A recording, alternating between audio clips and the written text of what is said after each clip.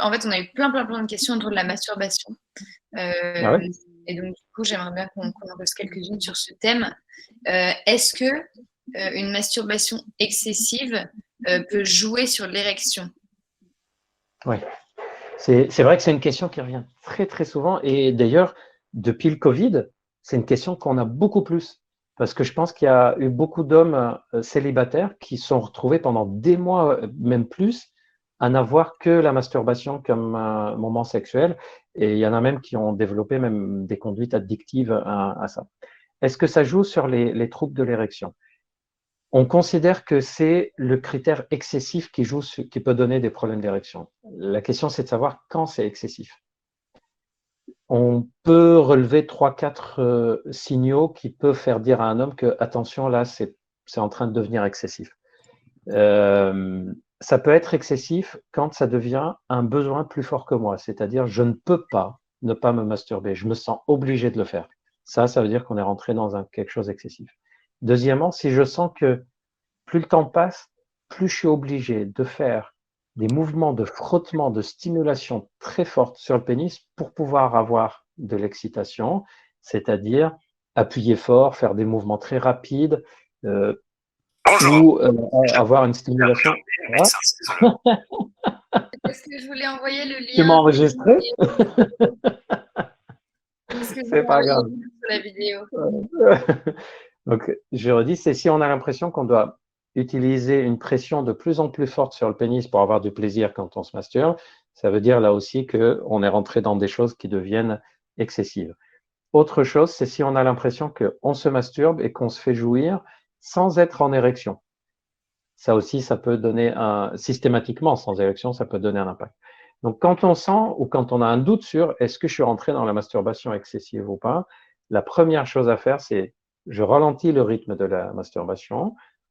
Je peux arrêter complètement, mais surtout ralentir le rythme et l'espacer le plus possible par rapport à d'habitude et voir ce qui se passe sur la situation de l'érection. En général, on commence à voir que la nuit, le matin, il y a un peu plus d'érection et lors des rapports, ça se passe bien. Alors, une petite remarque par rapport à ça, tout à l'heure, je l'ai dit, la masturbation en elle-même n'est pas vraiment le problème, c'est la façon dont on va la pratiquer.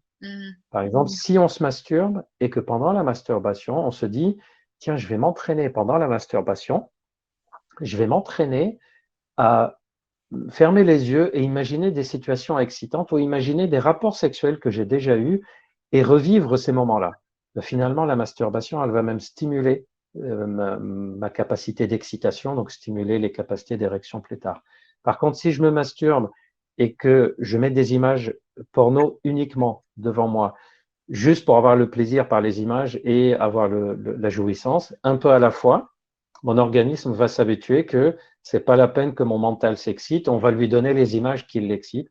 Et donc, lors des rapports sexuels, l'excitation peut être difficile à obtenir et l'érection difficile à obtenir.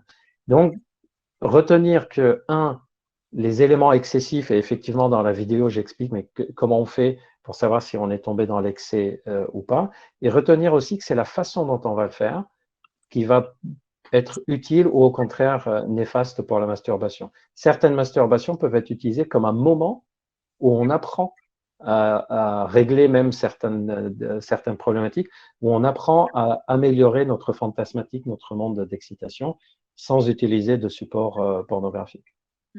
Mais c'est vrai que nous, moi, je reçois beaucoup de messages sur Instagram ou par ailleurs de personnes qui sont un petit peu paniquées avec tous ces mythes sur la masturbation, tout ce qu'on dit, ça rend sourd, ça rend aveugle, ça rend impuissant, ça rend infertile.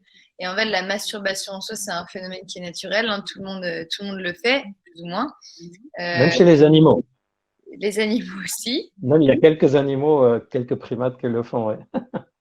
Et en soi, tant que la conduite n'est pas addictive ou qu'elle ne vous bloque pas ou qu'elle ne vous gêne pas, il n'y a pas de problème avec la masturbation. D'ailleurs, vous pouvez aller, encore une fois, je le redis, mais sur la chaîne YouTube, on a pas mal de vidéos là-dessus. Il y a une vidéo, je vous l'enverrai tout à l'heure, qui s'appelle Masturbation masculine, tout savoir, et on parle un petit peu de tout ça. Voilà, là, on passe à autre chose pour pouvoir avancer. Mais en tout cas, On peut le confirmer, hein, le vrai ou faux. Non, ça rend pas sourd. Ça vient d'un vieux bouquin du XVIIIe siècle qui, à l'époque, était plus des jugements de valeur morale qu'autre chose. Jusqu'à aujourd'hui, il n'y a aucune maladie qui est attribuée à la masturbation.